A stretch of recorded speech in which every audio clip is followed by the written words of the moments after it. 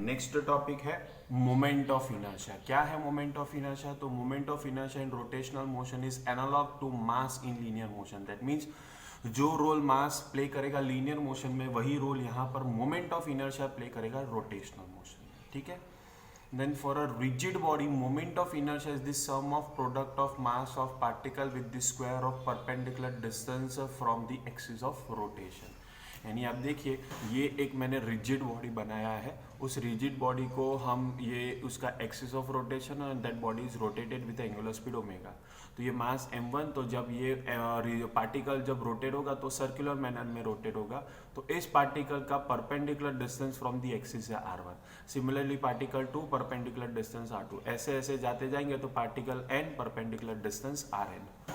तो होता क्या है मोमेंट ऑफ इनर्शिया? तो मोमेंट ऑफ इनर्शिया होता है product of what? Product of mass of particle into the square of the distance of that particle from the axis of rotation. यानी m1 r1 square पहले particle का moment of inertia plus m2 r2 square दूसरे particle का moment of inertia plus up to mn rn square nth particle का moment of inertia. ऐसे तो इस rigid body में ये सारे n पार्टिकल्स होते हैं, तो व्हाट इज I? तो I is total moment of inertia for a rigid body. लेकिन हर बार इतने ज्यादा टर्म्स लिखने में तो बहुत कंटाला आता है यार, तो इसको शॉर्ट में लिखना है तो क्या लिखेंगे? तो I is summation mi ri square where I is from 1 to n। हो गई बात क्लियर? समझ में आ गया? फिर इस क्वांटिटी का यूनिट क्या होगा? तो ऐसा unit is KG metre square, CGS unit will be gram into centimetre square, क्योंकि ये तो प्रोडक्ट है मास और डिस्टेंस स्क्वायर का, मास केजी और डिस्टेंस मीटर स्क्वायर। तो डीएफ हो जाएगा इसका m1 L2 T0। क्लियर? फिर देख लेते हैं कि मोमेंट ऑफ इनर्शिया डिपेंड किस पे करता है। तो दस moment of inertia of a rigid body depends on the mass of the body, its size and shape, distribution of mass about the axis of rotation and the position and orientation of the axis of rotation।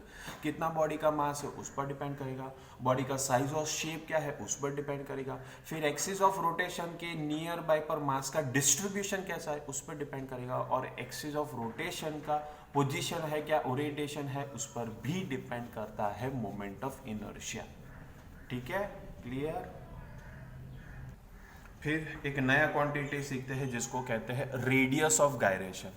If all particles are identical, यानी m1 equal to m2 equal to m3 equal to mn, तो आपका moment of inertia का formula हो जाएगा I equal to m r1 square plus m r2 square plus up to m rn square. m common निकल जाएगा तो summation हो जाएगा सिर्फ ri स्क्वायर का, where i is from 1 to n।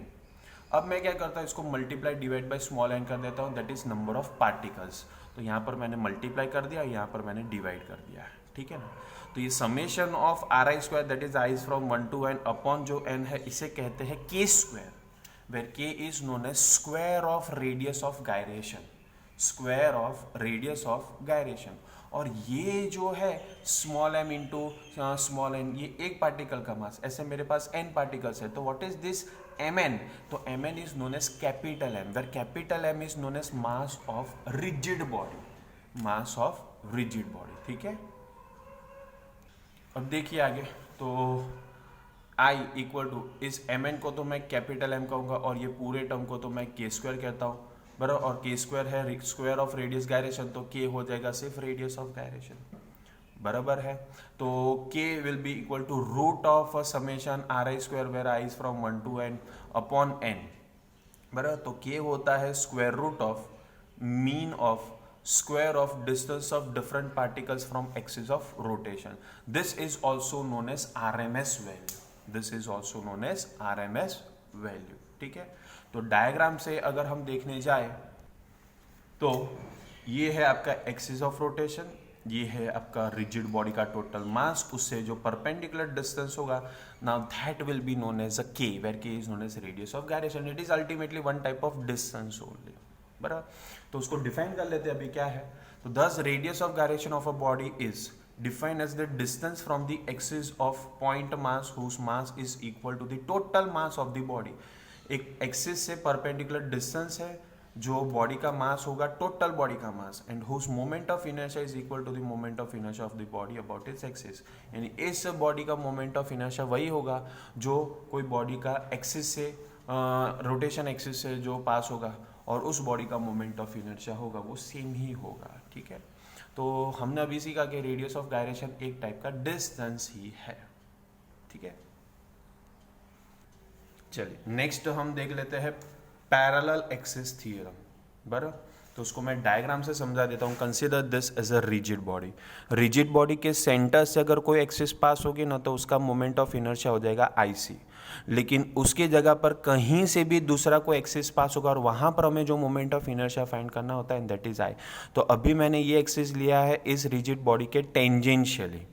तो आप जानते हो कि टेंजेंशियली और सेंटर से जो अगर एक्सिस पास होगी तो उनके बीच का परपेंडिकुलर डिस्टेंस हो जाएगा रेडियस। इस सिचुएशन में हो जाएगा रेडियस, ठीक है ना। तो क्या होता है पैरेलल एक्सिस थ्योरम? तो the moment of inertia of a body about any axis, यानी इस एक्सिस की बात कर रहे हैं, is equal to the sum of moment of inertia of the body about a parallel axis passing through its centre of मास।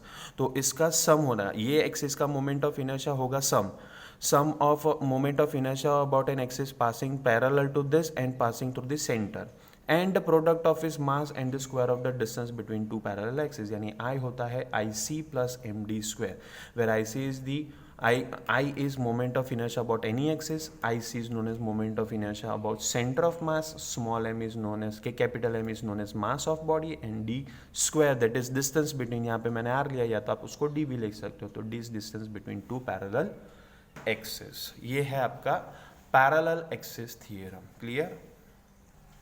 फिर देखिए what is perpendicular axis theorem. तो perpendicular axis theorem is valid only for a planar body, is valid for a planar body. तो अभी ये जो planar body है ना, मान लीजिए वो ऐसा है, वो एक्स और वाई प्लेन में है। तो एक्स और वाई प्लेन से परपेंडिकुलर कौन सा एक्सिस हो जाएगा? जेड एक्सिस, बराबर है। परपेंडिकुलर एक्सिस थ्योरम वैलिड होता है सिर्फ और सिर्फ प्लेनर बॉडी के लिए। तो अभी इस पर्टिकुलर डायग्राम के हिसाब से आप देखो तो planar body is lying along X Y plane. तो perpendicular axis theorem says that के IZ is equals to IX plus IY। तो व्हाट इज IZ? तो IZ is moment of inertia of the axis perpendicular to the plane of body, where what is IX plus IY? That is sum of moment of inertia along axis line in a plane of the body.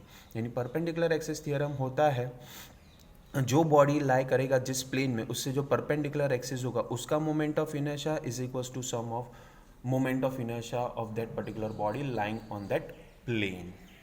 ठीक है, clear? चलो।